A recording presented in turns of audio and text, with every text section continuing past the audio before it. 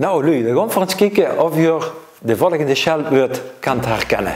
Een zoerprom, kwatschkop, wijswief, stuk strongs, speknak. Natereen. Oh, dat is wel leuk. En of dit leuk gaat worden, Wim? Ja. De antwoorden op deze quiz krijg je zo meteen van ons. Maar we gaan nu eerst naar deze speciale verjaardagskalender. Want Wim heeft het afgelopen jaar 366 Limburgse scheldwoorden verzameld. Stuurbeer. En dat allemaal uit liefde voor onze taal. Dan moest ik voorstellen, wanneer de dikke teen stuurt steken in de deurspoort. En dan zegt ze, verdorie, ik heb met mijn teen gestoten. Dan lekt me gewoon.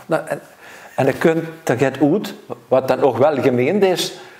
Dat is toch veel leuker in het plat om scheldwoord te gebruiken. En ik heb die immer gekoesterd. Deze kalender heeft hij niet alleen voor de lol gemaakt, maar ook om het dialect met name onder de jeugd te promoten. Omdat ik het erg vind dat bijna geen meer Limburgs moet. En dan had ik het eigenlijk over de kinderen die allemaal Hollands moeten. En denken, als ik Hollands moet, dan kan het op school beter functioneren. En dat heeft zijn vruchten al afgeworpen. Nou, hier in dorp ben ik natuurlijk wel enigszins bekend. En er komen een paar kinderen langs.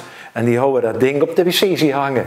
Hey, Hornhok, Stramphaan, Zanigbeer. En die horen lachen. En dat vind ik toch goed. Ja, dat is toch chic, waar? En dan nu, zoals beloofd, de antwoorden van de quiz. Zoerbrom is een vrouw zonder enige humor.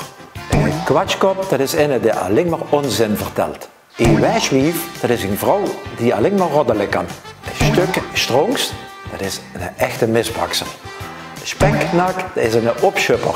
Een natereen, dat is een arrogante persoon. Vertel, hoeveel is jij er goed? Laat het ons weten in de comments. Oh, dat is wel leuk.